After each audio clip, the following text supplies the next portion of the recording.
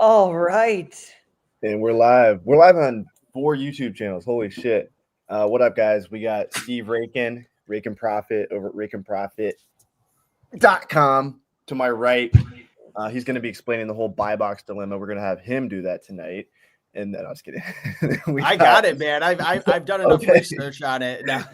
He's ready to rock and roll. We got Taylor Jones, my co-host for Miami Sellers Conference. We'll be talking a little bit about that. We got Joji Davenport, the infamous chemistry teacher who's been flipping books, making 100K plus a year doing that. And then we got Victor Galejos, who's also been flipping books in a different way. I'm curious how much it affected you, the whole buy box change, because I think your business was more reliant on the prime bump.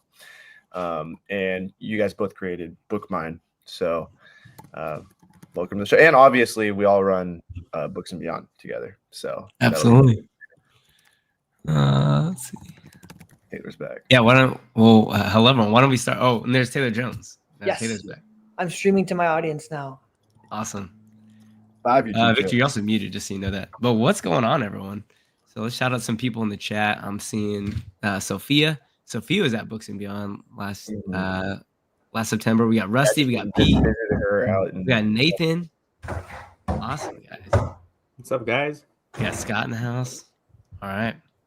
Yeah, so which should we start with? Should we start with these Amazon buy box? Yeah, I think we should. That's kind of like the elephant in the room. Steve just left. That's funny. He said, "Yeah," because he knew that's where we were going to go. Nervous. First up, yeah. Taylor does mainly wholesale and a little bit of private label, and yeah, like I haven't really noticed too much of the buy box. It just seems to be used books. Like you haven't noticed a buy box being weird, have you, Taylor? Not that I'm aware of. I do notice like on some of these listings they give MF buy box like pretty liberally, but I don't know if that has anything to do with it. But in the used book space, it's crazy. The used buy box is being given to the merchant rather than FBA in a lot of cases, even if they're the same price a lot of times, right? Right. That's crazy. Yeah. But anyway. We have Katie in the house, Brian. We got Jan, Craig. We got Garrett. Shout out Amazon Jones. Garrett started his YouTube channel as well. Katie there has her own YouTube Katie just channel. did like a big book pickup recently, and I saw her post. She was in the grind. Katie's killing it. Yeah.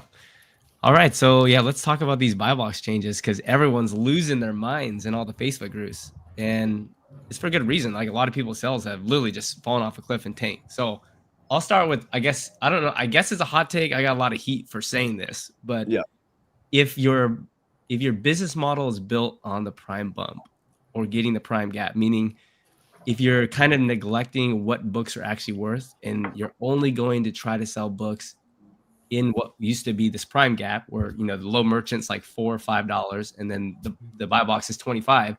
Like if that was your business model, I would seriously be concerned with that sort of business model because of the fact that the way you're making money is by exploiting a feature of Amazon Prime, which again, I'm not here to, cast shade on anyone that's done that. I'm just saying that it seems like that is most at risk right now. Like that's the first thing that's up. So anything else, Victor, do you want to say about that? Yeah.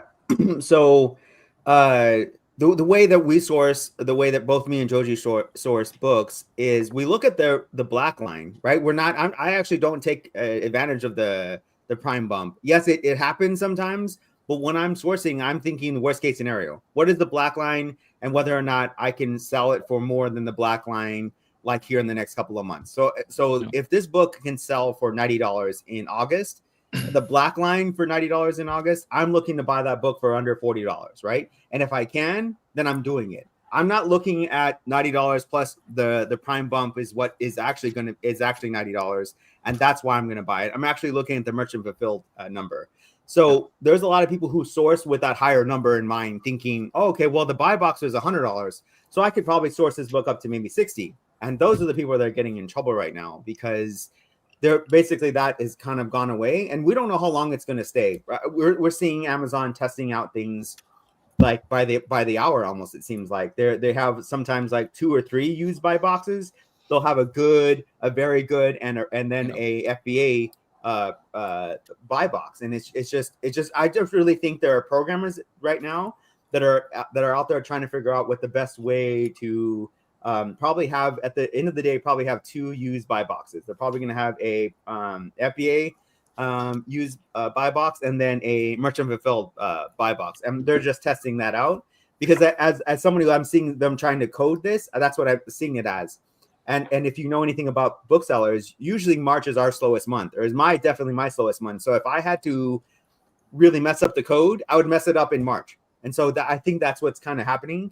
And I think I think that's where the end state is, that probably there's going to be a new buy box and then 2 used buy boxes. That's why I think it's all going to. Yeah. What are your thoughts, Steve? So my question is, I definitely agree. I've used BookMine. I've done, quite a few A to A flips, BookMine flips. And it's true. Everything that you guys teach is, looking at that black line. We're not valuing it based, you can take a look at a textbook and, someone who uses a scanning app, Scout IQ, Scoutly, which they're great.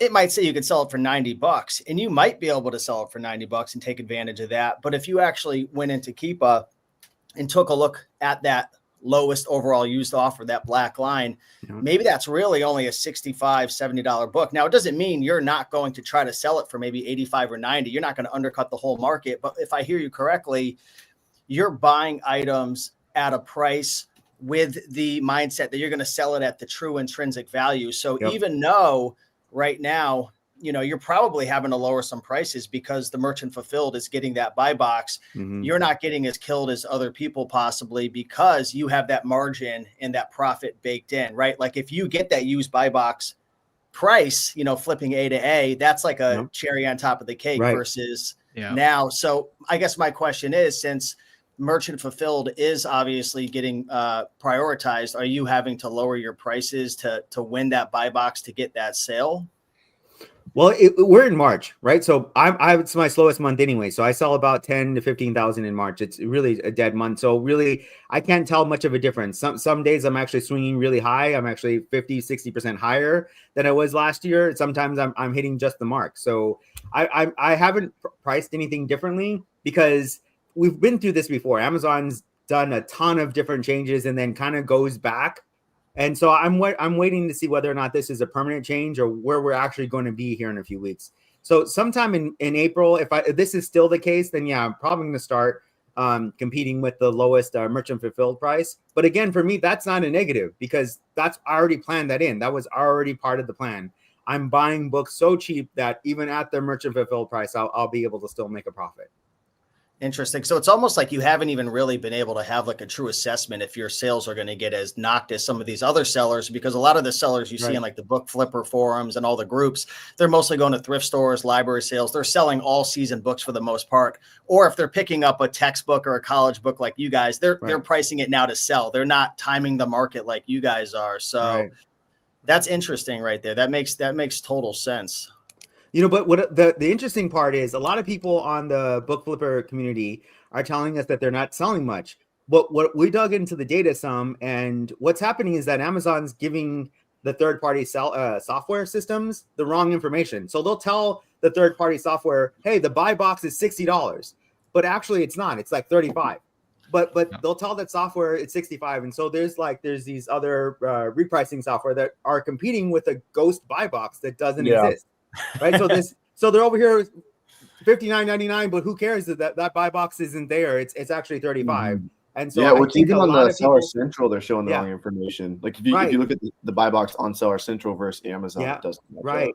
Right. Yeah, it's giving the wrong information. So I think a lot of people are seeing that they're not having very many sales, and I really think it's because they're competing, with like these repricers that are not necessarily doing so well. Wow.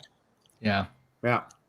I know. Yeah, I mean, it's challenging over here in the book industry right now. It's challenging for sure. Yeah, it is weird. So like with Be Cool, for example, I can look at a lot of my books and it'll say on Be Cool that I'm winning the buy box at $59.99, and then I go to the Amazon page and it's like $37, and it happens to be like a merchant fulfilled seller. So that even happens with GoToLister as well, because it's not like it's any third party software's fault. It's like Amazon's GoToLister. go-to lister is near perfect. I don't know what you're talking about. Oh no, it is perfect, but it's perfect. it's perfectly. Can we kick him out of here? No, I'm just kidding. It's You're not perfect- getting paid, Joji. Yeah, it's perfectly displaying the wrong information that Amazon gave them. So yeah, no, it's not that's their fault crazy. at all. I didn't even, Yep. Yep. good for people like me. I actually don't even use a repricer. I've tried 2 times to get one going, and it just hasn't worked the way that I want it to. So that's interesting though for the people using repricers. So I really think if you're starting to see like not very many sales, go in and actually manually reprice some of your items. I think that there's a better chance of actually selling your books than with these reprices right now, just because they're getting fed the wrong information. Yeah, it's bizarre. Yeah. And it seems to be I'm, affecting people differently too. Like I asked a lot of my friends who sell like over 8 figures a year, and some are like, yeah, it's fucked. Like we're down 65%. 2 of them basically said that, 3 really. And then another mega seller, like one of the biggest sellers on Amazon's like, oh, like we're fucking crushing it, but they mainly do merchant fulfilled. Mhm. And I texted David this morning and I'm like, are you seeing, because he said it at first he said it was a net neutral, like the FBA sales decrease, but the MF increase. But I'm wondering if maybe he did get a lot more. Now he's saying it's like a net negative, even though he's not super FBA heavy, or maybe he's more than I knew in the past. But David's always been more MF, so you think it would help his business. But I'm wondering maybe if his units sold went up, but the prices were just so low, like $8-9 books, that it didn't really matter. So that could be. And then there's people like I have a friend in California. He does close to $1 million a year, and he's like a huge believer in conditioning your books, and he's only down 10%. And then somebody near him, same area, who knows if their business model is like that similar. They source books from different places, but he's down like 90%. So something's going on here. And I think people that have a lot of their inventory, even like cherry pickers who have a lot of their inventory that have that big difference in prime, where they rely on that prime bump, I think those people are really suffer, or just people sending in cheap books in general. Because if you're selling cheap prime books, then you have to compete with the MF offers, where if you had a high ASP, like 17, 18 bucks, even if you go to the lowest offer, that's still like, there's still a lot of meat on the bone if you MF a $17 book.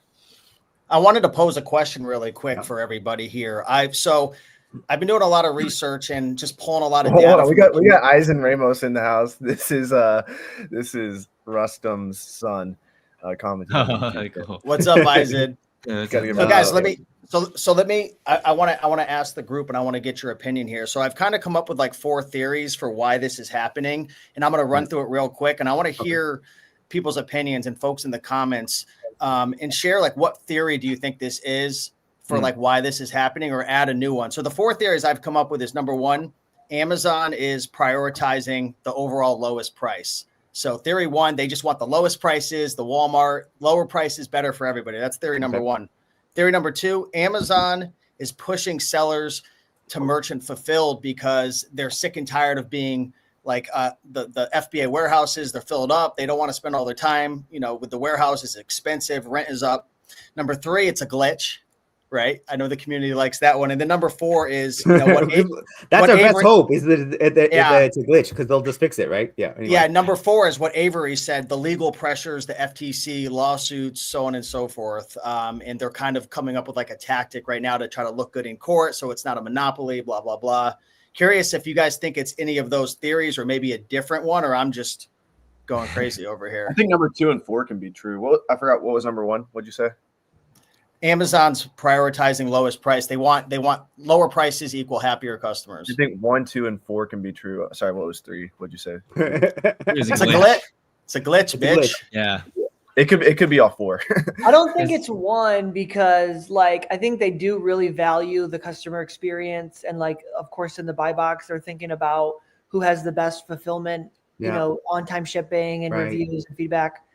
Number 2, I think that's also possible, but I feel like they've spent so much money building all these warehouses just to like push people out of FBA. Yeah. It's like it's kind of maybe, but like maybe it's like cheaper items. Like they don't want 80% of their efforts dealing with like 10% of their profitable items. So they're like, hey, how about we just cut like all these like really small items that are like worth $3 a piece or like $7 or or whatever, the average sales price of a book, and let's just focus on items that are going to make us a lot of money. Yeah, to add to two, our sell-through rate of books is not as high or nowhere near as high as every other category on Amazon. So if you're trying to push something out of the warehouse that isn't moving quite quick enough, it could be books. So that theory two, me and Joji were talking about it a couple of days ago, that this could be the reason. But you don't know. It's a good theory. I do think it could be all four, just like you said, Romer. Yeah. Yeah, I think for sure it's not a glitch. And it's easy to see that when all of a sudden you see merchant fulfilled sellers winning the buy box. And then all of a sudden you see 2 buy boxes, FBA, and then you see 3 buy boxes, and then you see back to 1 buy box. It's like, I think there's just a lot of experimenting going on. Yeah, I think it's experimenting. I think that's why it's not connected to like the repricing. The API is not talking to us yet, because I think the two teams didn't communicate with each other yet. Yeah, you understand, right? One team is literally just going rogue, and the other team doesn't know about it.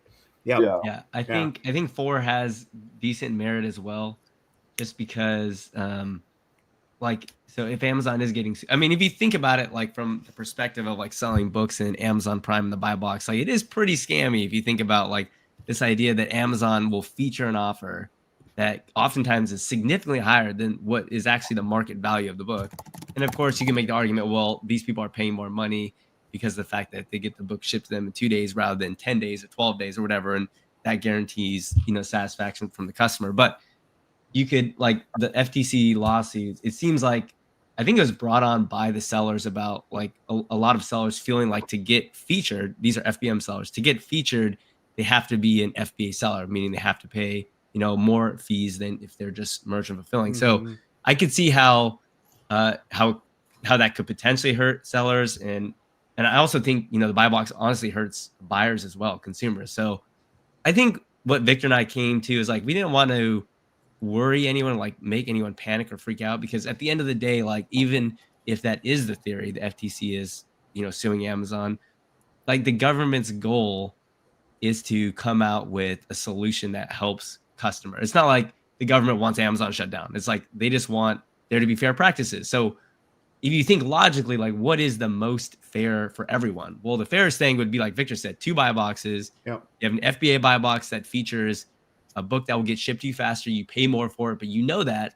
And then there's a used buy box below that's FBM. So it's a cheaper offer, but then the trade-off as a consumer is that you have to wait longer. So in that case, as the seller, you have the ability as a merchant fulfilled seller to be featured in the buy box. And then as a consumer, you get to choose between the two. So my thought process is that I think there's a lot of experimenting going around with the different buy boxes and, putting FBA here and FBM there. And then, because this FBA seller is in good condition and this one's in acceptable condition, we'll go and put the good condition. So I just think, like always, it's just going to take some time for the dust to settle. And I think long-term the outcome will be fine.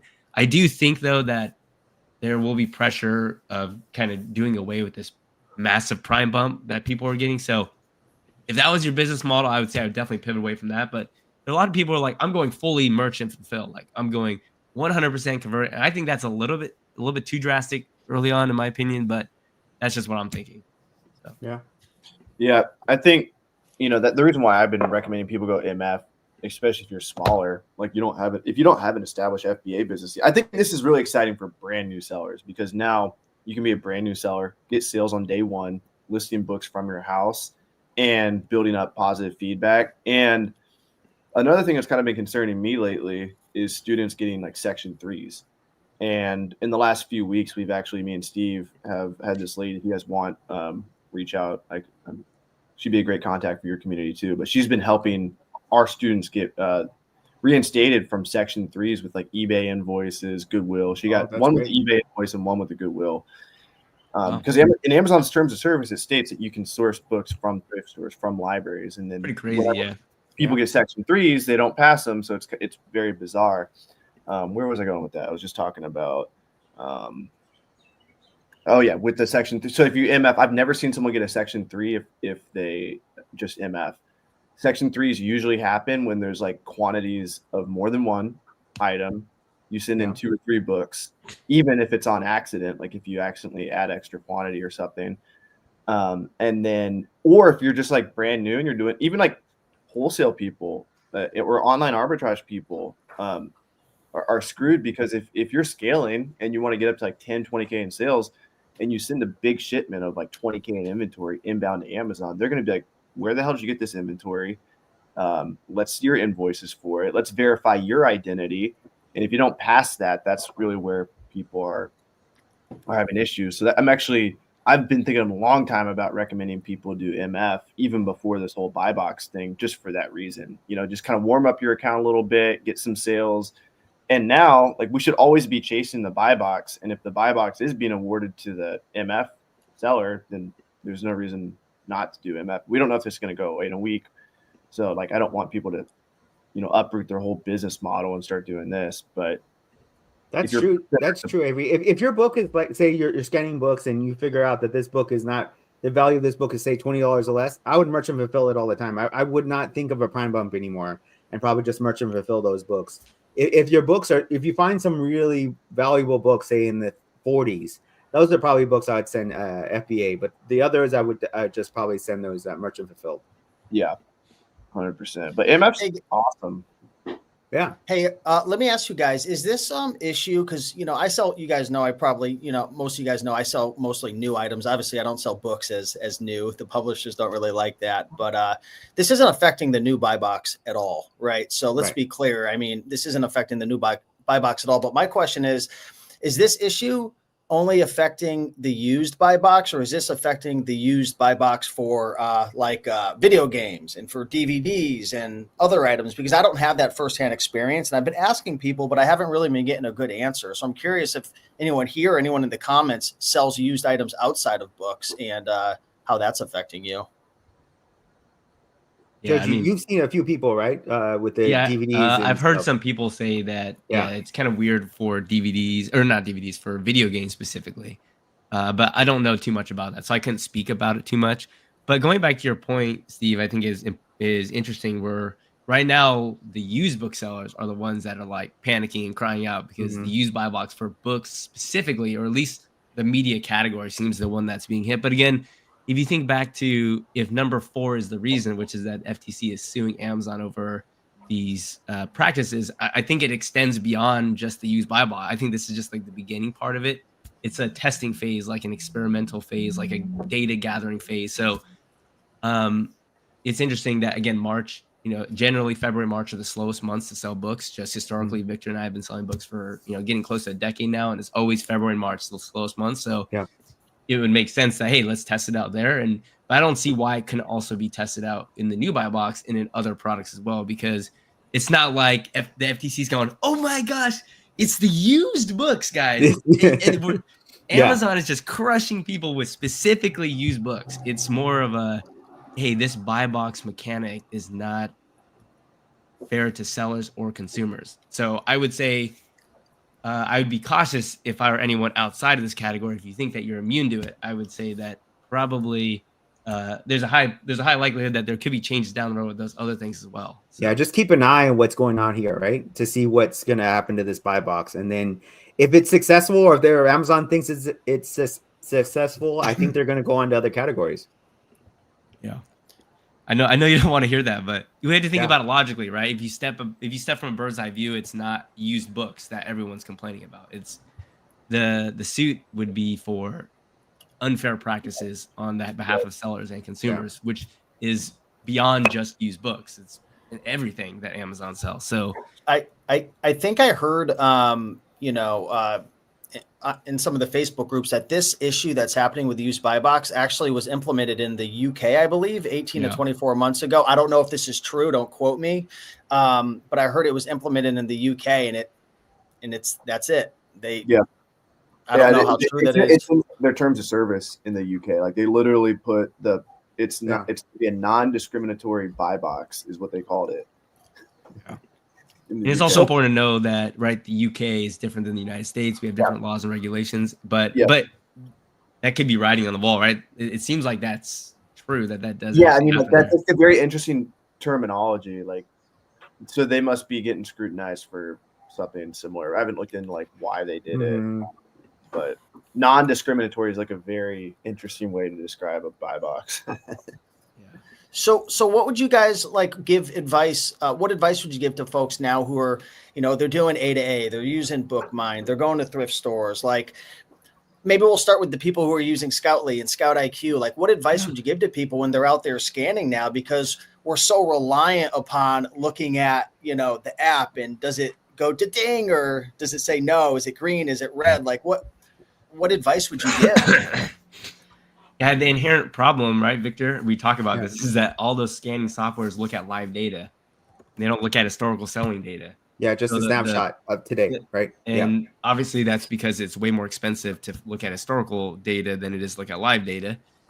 But I would say if you're somebody who is relying on the green and red, it will be pretty hard to do this business profitably. So I would say if you at least get a Keep a subscription, when you scan all your books at a library sale and you get 40 books, I would actually rescan them all with Keepa and just at least make sure that when you look at the black use line, like the book has value. Like so many people are buying books where the black use line the whole year is like less than $4. Like that's literally a worthless book. Like that is worth nothing. Right. But if the buy box is $19.99 or $17.99 in the old times, you could buy that book and send it to FBA. And if you get that prime bump, you're exploiting that feature of the get it in 2 days. And yeah, I mean, that model did work. But if now we're saying the buy box is changing, Amazon has to be more fair to consumers and sellers, and now they have to share the buy box with MF sellers, it just means that the books will be more properly valued for what they're worth. Meaning that if you buy a $4 book for $1 and the buy box at 19 no longer exists, and now it's a buy box at 7, well, now you actually lost money if you try to sell it. So I would say rescan it with Keepa and just confirm that those books actually hold value. And Victor, what would we say for a book that, like, if the book's black line has to be like at least $15? Yeah, I was about to say if the average black line value for the last year has been at least $15 or higher, those are probably books I would keep, right? Yeah. That and books that have historically like sold out as far as like the used offer count has went down to 0. Those are probably really good books. Those are safe bets, because if the book is constantly selling out, who cares if they're whatever the buy box or whatever, you're going to be the buy box, right? Because there's only you. So that's probably also something I would probably definitely check off on. And of course, you guys know I do a lot of seasonal books. So I would also check on the seasonality of a book. If I have a Christmas book, I'll go back to last Christmas of that Keepa chart to see how well it was doing. And so not necessarily passing up on it just because it's $2 now and it says that the Amazon's selling it for $5. Well, go back and look see how much that book was actually selling for last Christmas. Yep. We get a lot of heat for that, by the way, saying that people are buying worthless books. We get a lot of heat for that. People don't like that at all. But it worked. Do this. Huh? It worked. It worked in the past, though. That prime bump. I mean, people made money with it. I mean, but now things are changing. Knocking that. There's no knocking that. But the thing is, if it doesn't work anymore, then it's not a profitable business model, right? Yeah. Yeah. So. It's going to be so interesting to see like those people who have 1,000 to 2,000 books in their inventory. Their average selling price is $15, and 80% of their items, like there's merchants on it for $5, $6, $7 all day long. There's a lot of people who run models like that, and it worked.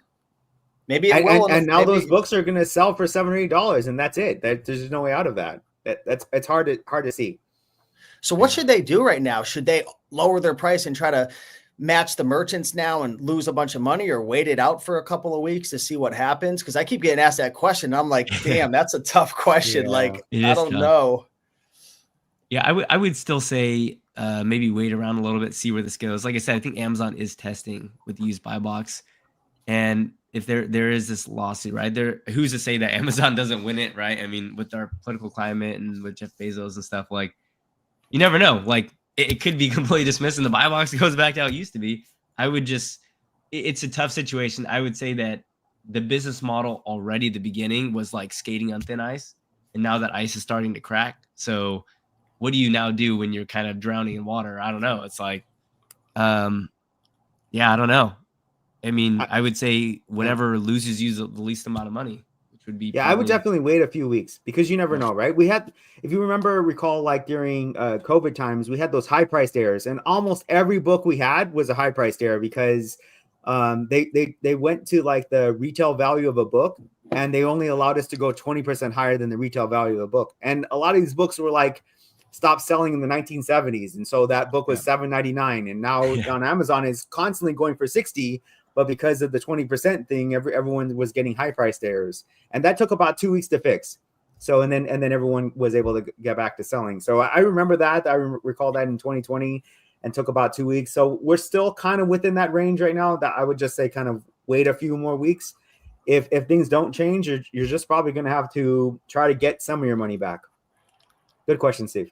It's kind of messed up though. Like if you think about it, right? Just to stand up for the people, like we paid money to send all this stuff to FBA because we knew like we're leveraging this prime bump. That's the only reason we did it. Like, and then on the back end, if we want to pull our inventory out, you're going to charge us multiple dollars per item. If you have 1,000, 2,000 books in there, that's $3,000-$4,000 to just get it out of there. It's like kind of like a bait and switch type of deal. Yeah. It's tough. It really is tough, and I do feel for that. But there's nothing you can do to go back and change the past. There's also nothing you can do to control the final outcome of what Amazon will decide to do. So you either have to, you're gonna have to find a solution. So I don't know. It's a really tough situation. But I would definitely start sourcing differently. Right. Yeah. I would only be sending in books that are definitely the black line for the majority of the time is over $15. And that's how I'd correct the issue. Yeah, maybe I would lose on these books that are $8 for the next year, but at least we'll have some of my books that will be selling really well. Go after those new DVDs, those new CDs. I mean, the people who are selling new aren't affected at all right now, but obviously there's risks involved and there's precautions you have to take, and you don't want to sell books as new. Someone was coming after me today when I was saying sell new, and I'm like, no, not books. Don't sell books as new. And you know what's messed up right now too? Yeah. And I feel bad for a lot of these booksellers. There's a lot of big booksellers who are switching all their conditions from used to new and taking advantage of it. That's a dirty little trick. And you're playing with fire. Because Amazon does not like that, and the publishers don't either. I would not recommend doing that to get a quick sale. Either. Yeah. I mean, part of the case, think of it from Amazon's perspective, right? Obviously, Amazon was doing what they've done because it was beneficial to them, right? The reason why if they had no rules or regulations, they would just do whatever that they wanted to do, whatever was most profitable for them. And so now if you have to think about, let's say, a lawsuit being brought against them, saying that this is unfair to sellers and consumers, what are they trying to do? They're trying to show like, well, hey, we took all these FBA sellers and look how all their sales just plummeted when we changed the buy box. Oh, so you're telling us that doesn't hurt sellers too? Or are they going to be like, look at all these consumers that thought they were buying brand new books, very good condition books, and they got all this garbage and trash because of these changes that we and how many negative feedbacks they're going to get because they're not going to get it in 2 days. They automatically assume when they click buy it now that they're going to get it in 2 days, and they're not, because they're getting it from merchant fulfilled sellers who will send it to them in 1 to 2 weeks. So interesting times for sure. Would we adjust BookMine with the change? No, there's nothing to adjust BookMine with, because remember, BookMine doesn't look at the used buy box, because we're not basing what we think we should sell the book for based upon the buy box. We're basing it off of what the book has been selling for at the lowest price. Yeah, we've never looked at the used buy box. Matter of fact, we talked about it when we first were building BookMine. We both decided that it's not worth it. It's not actually a good indicator. So we scrapped it and used better indicators to figure out the intrinsic value of a book. Yep. Does somebody have a Nicorette in their mouth? I hear something. Good. Just making sure. Good. Yeah. So Gary has a good question. He said, what do you think of using the Amazon freer pricer to match the buy box? So remember, right now, Amazon's feeding incorrect data to all the third-party softwares. They're using their... So I wonder if they use their own third-party software, if they use their own API. So, yeah. So, I mean, I've actually experimented using the Amazon repricer now, and it does look to be much more accurate. So, I mean, I'm not saying complete switch every single listing that you have from whatever current repricer you're using over to the Amazon seller repricer, but I've already seen good things on the listings that I've done it on. So yeah, because we checked it a couple of days ago, right, Joji? Where on your third-party repricer it's telling you had the buy box, and we went to go and check, and you didn't. And we both decided to go try the Amazon repricer, and it seemed to be working much better. Isn't there a discrepancy on like Seller Central Like what Yeah. Seller Central shows the buy box is? On the page, yes, but actually when it's competing, it actually competes it correctly, which is Yeah. again 2 different departments not working together with each other. Yeah. Yeah. So here's a quick screenshot of my sales. I give all credit of my success to Taylor Jones. Let's go. 74,000 on one of my accounts, and we're doing wholesale. You can see there's a little bit of dip in sales, but I don't know if that has anything to do with it. So that means you made $374,000. Yeah, Yep. just about. Yeah, You're rich. You must be rich, Avery. I've actually made double that was before the fees. So Multi-millionaire. Share your money printer. Let's Yeah. go. yeah, I'll be buying drinks for everyone at Miami. Just kidding. Corey Gannon who's doing the after party on Thursday night at a penthouse. So what people have loved about Miami in the past, and if you guys went to Books and Beyond, big shout out to whoever booked the Airbnb. I think it was Joji or Victor. You guys got the Airbnb. That was dope. Yeah. Like me personally, that was my cool. Yeah, that's my favorite part of these events is just hanging out. So like this year at Miami, we're just gonna try to maximize the amount of time spent like having drinks, talking with sellers, brushing shoulders with all of these people you see on the page are gonna be there. And so really like what we do is we just bring like these top players in the game. Scott Needham, who's been I think he's been a top 10 Amazon seller, maybe at least top 50. And he's done 50 million in 1 year. We got Reezy Resells, OG in the YouTube space. We got Stefan Does Business, did 1.7 million in 25 days in December at like a 20% margin doing online arbitrage. Rebecca Martinez, Amazon Lit, like the speaker lineup is stacked. We've got all these sponsors, but it's going to be a big event this year. We're going to be going from Wednesday night all the way to Saturday. Saturday, we're going to be on the yacht.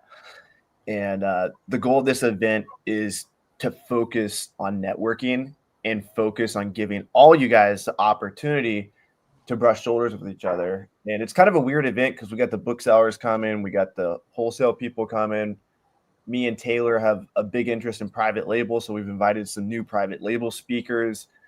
And it's just kind of cool for everyone to talk to each other. Like the used book guys are going to be talking about the buy box and what's going on there. And then, some wholesalers never heard of the issue before. And then some private label seller is going to talk about something they're dealing with, and like we got TikTok shop people coming. We got on both sides. We got prep centers coming, right? That prep last centers. year we did. Yep. Yeah, we got a shout out to which prep center sponsored us this year? Taylor. It's a 3PL Logistics. Hold on, I can tell you. Oh, if you want to show them a picture of the yacht too, Avery, it's called the Biscayne Lady. Oh. It looks pretty. If you want to Google it, you don't have to, but yeah, I'm just scared if I start typing in something on my computer. Here, I can share. Here, let me. Well, let me share my screen here. It's one of two things. It's a bad website or it's his whole supplier. I'm trying to figure out which one he was trying to reference. Maybe How both. do you see all my wholesale suppliers and bad websites at the same time? Is it showing my screen? No. Yeah, I'll pop it up. Boom. Okay, so that's the boat right there. Not this. Oh, there's the baby. Not this one, but here I can pull it up. This is this one. We upgraded, Avery. I upgraded for a couple more grand without your permission. It's this one right here. Wow. The Biscayne Lady. Wow. Sail in style. What is it? 28,000. Yeah, 28, something like that. Yeah. That's crazy. That's awesome. Join this up. event is like It's so really much fun. fun. It's so much fun connecting with everybody. Yeah. It's so also much really value in just connecting with people. The venue's not cheap. The venue's like ridiculously expensive, and then the yacht's expensive. And like every year, we're like, are people even going to show up? People show up. So Yeah. So everyone here will be there, obviously. Yeah. Yeah. Clear. So we'll all be there. We'll have a good time. Yeah. I mean, I've said the story before, but like going to events like this really changed the trajectory of my life in many ways. Like, I met Steve Rakin at Miami Sellers Conference. We had already been talking, and we built the Virtual Assistant Academy. We built the A2A Masterclass as well, and then end up meeting Victor through all this. And so it's just like so much of I feel like my success was from actually like going to a live event. So I would say if you're somebody who's really hungry, like you're really eager to build connections and get something positive out of that, like live events are the way to go. So, there's a couple ways to think of it. It's like, yeah, it might be expensive to go, but if you're going with a particular reason that, hey, I want to network with these individuals and that can lead to something down the road, it pays dividends like crazy. So. Mm-hmm. And if it's also expensive to go, that means there's not going to be a bunch of poor people there. Yeah, you're not wrong. There you go.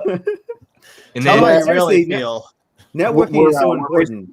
We're raising Yeah. the price $200 next Friday. I was taking a hot bath last night, and I was like, I'm gonna stop being such a pussy, and I'm gonna raise these prices every week until the event happens. And so that's what we're gonna do, Taylor. We're gonna keep raising the price because it is true what Taylor said. He's making a joke, but every year we've raised the prices and more valuable attendees have come. Because even if you are poor and you're willing to pay $1,000 for a ticket, like you're a very highly driven person. So you're paying attention to everything that goes on, right? Yeah. And so while we're not the biggest event out there, there's events that are bigger like AS. I was looking at the event. What's the group called? The ASTG, Titan? Yeah. Or I don't know what it is. But they have an event with like 1,000 people, but the tickets are like $100, and somehow they include food with their ticket. But I guarantee you, like I've gone to these other events. Amazon puts on a good fucking conference themselves. Like Amazon Accelerate is a good conference. It's got like 5 levels. Like the basement floor's got drinks, and like the tickets are expensive there too. But you don't get the same feeling that you get at Miami. At Miami, he's the only one that went to Amazon Accelerate and got his account shut down. you have to have an active Amazon account to get in. And I go in there. This is a true story. I'm like waiting to get in with one of the biggest booksellers on Amazon, probably the biggest bookseller on Amazon. And I'm like, can I use your account? And he's like, oh, I don't know if the team would like that, blah, blah, blah. And I'm like, I'll just use my friend's account. And my friend's account ended up getting shut down. And as you guys, because I went in there and I talked to seller support and I brought up an old account of mine from years ago that was shut down. And they were like, wait, what's the store IDs? Linked the 2 stores together on my plane flight home. After talking with this lady in person, I get an email, just a generic email. Your accounts have been linked. And I'm like, Amazon has no soul at all. But their event was good. All you could drinks in the basement, like 1,000 different sponsors. But what I will say is it's very corporate feeling, and it lacks the nicheness that we have, even though it's like booksellers and wholesalers and online arbitrage sellers. Like it sounds like we're all like way different. We're all arbitragers. And we even private label and TikTok shop people, but we're all like together. Most of us know each other from social media. Like we know Amazon Lit, we know Larry Watch Me Amazon, Joji Davenport, Steve Rake, Victor. Like everyone's there. It kind of feels like a family reunion. Whereas these other conferences, even AMZ United, which is great. Hopefully they'll take this feedback. It was like a good event. The right people were in the room, and then it was just done. Like at the end of the day, just done. And what we try to do at Miami is keep the party going. So like after all this energy throughout the day, we say, hey, go back to your room, shower. And then at night, everyone wants to do something. Yeah. Everyone wants to, like, you never want to go to one of these events like Amazon Accelerate. People want to go and talk to like seller support. They want to talk to the $1 million private label sellers. Like they want to find like the cool people to hang out with.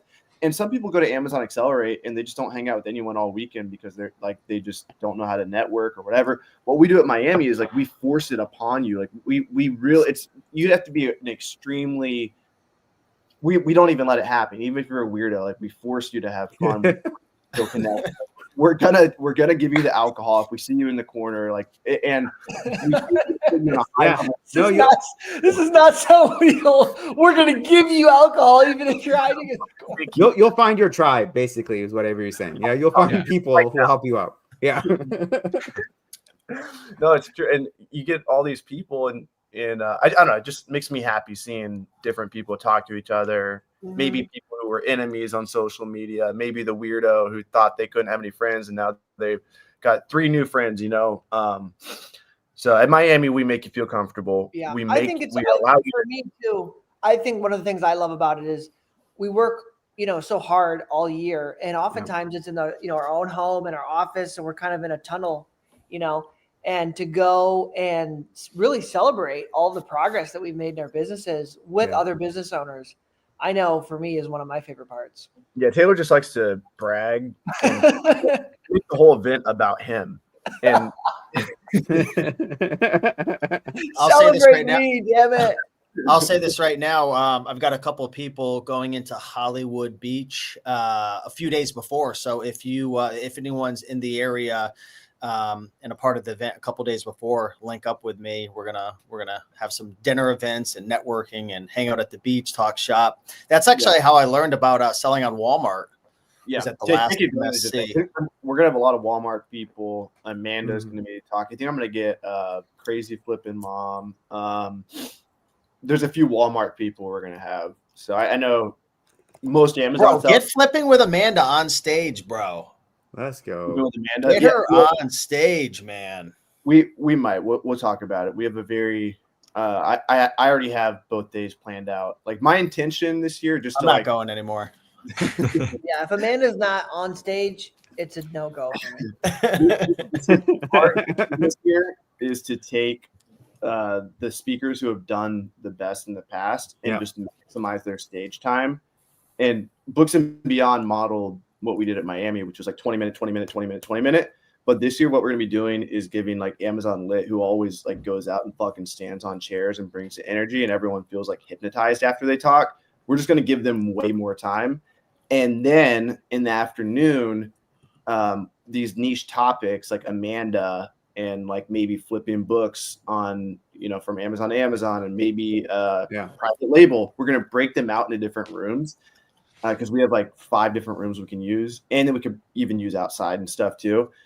And that way someone doesn't have to listen to something they don't really want to. But even though Amazon Lit's like wholesale, like big warehouse, and that doesn't really pertain to all sellers, they do such a good job of just bringing the energy and teaching overall business principles. So that's kind of my intention this year. We'll see how it goes, but we really want to like control the energy of the room and like hypnotize you guys so you guys keep coming back over and over again and build your businesses in the process.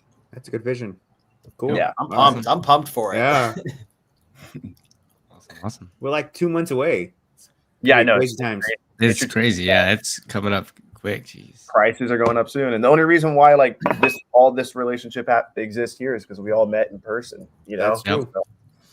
And what Steve's doing is a prime example of what I encourage all you guys to do, which is network with people that you're going with. You get a little pre-networking group going before the event even starts. That's where the magic happens. So really encouraged to do that, and don't be afraid to break out of your clique too. Like if you go with all the eBay to Amazon people, like stay with them, but get some drinks and get loose and go talk to the private label crew. You never know. Like keep your mind open to all the opportunity that exists. Like keep your mind open to TikTok Shop.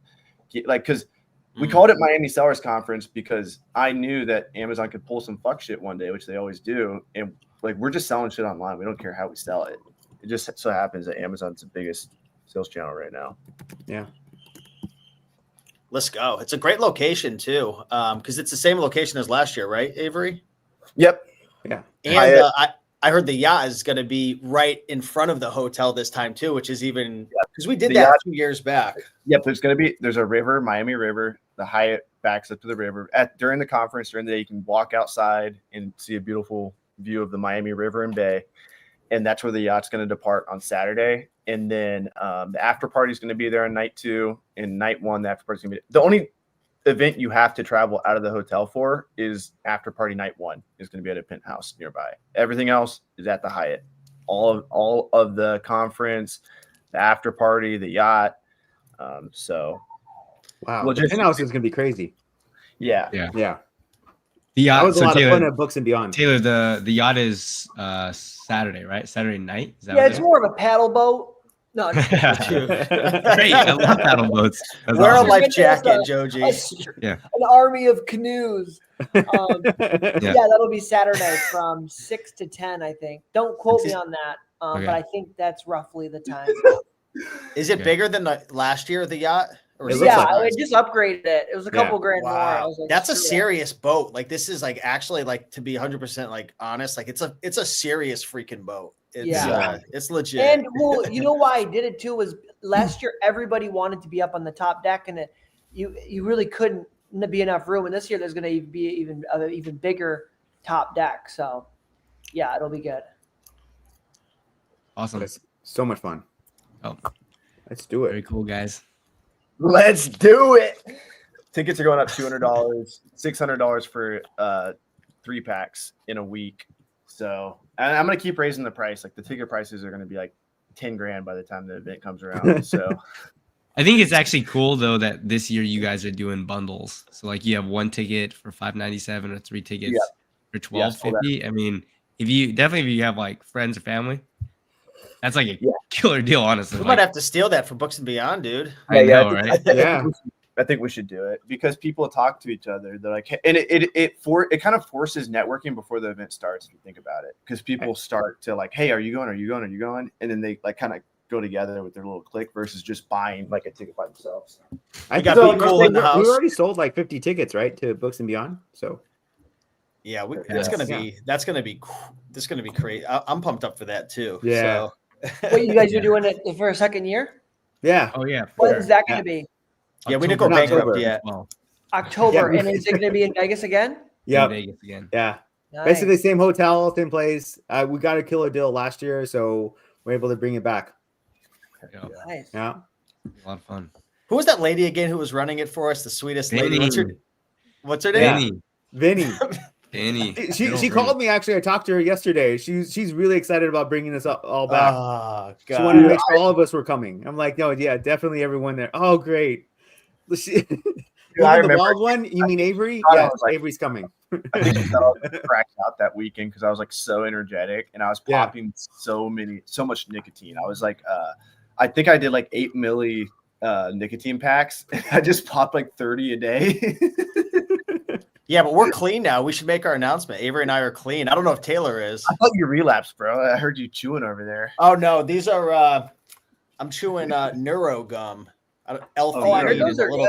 Caffeine. Yeah, I had to get off the nicotine because I was getting really cracked out on those things. You got me hooked on them at the freaking Oklahoma mastermind, the E2A mastermind a year ago. It's all your fault. I know Avery's a bad influence. You have to be careful hanging out with him. Blame me for your addictions. Yeah. Now I'm going to be addicted to going on yachts. I blame hormones for all this. You get one jacked alpha male who's an entrepreneur that starts talking about nicotine and everyone starts doing it. Shut up. Hey, we got Samuel with Be Cool in the house. What's up, Samuel? Hey, Samuel. Oh, I'm a jacked alpha male. Oh. Oh, God, no. Oh, here we go. There you go. Joji, you owe me $10. We bet. No. I'm coming to Taylor Jones's house. He's been his estrogen levels are kind of peaking right now. We're getting off topic here, but how did you decide to climb the Mexican wall or the U.S.-Mexico wall? Dude, my girlfriend lives like right next to the fucking wall, and she says in the summertime they just get a ladder, and the police don't care. The police just drive by, and they get a big ladder, and people just climb over the wall in the summer. And I like looked at it. I'm like, I could climb this thing, and I started climbing it, and it's literally so easy to climb. If I had a ratchet strap, I could throw it over the top, grab it. I'm not joking. Connect it, and then climb over, and get over just like that. Like. Yeah. Wow. Okay. Did everybody see the video where like your girlfriend didn't think you were gonna climb it and like halfway up she's like, Avery, stop it. Yes. She's like, holy fucking shit. And she like opens up the door. But yeah. I showed it to my wife, and I was like, yeah, that's the guy I work with.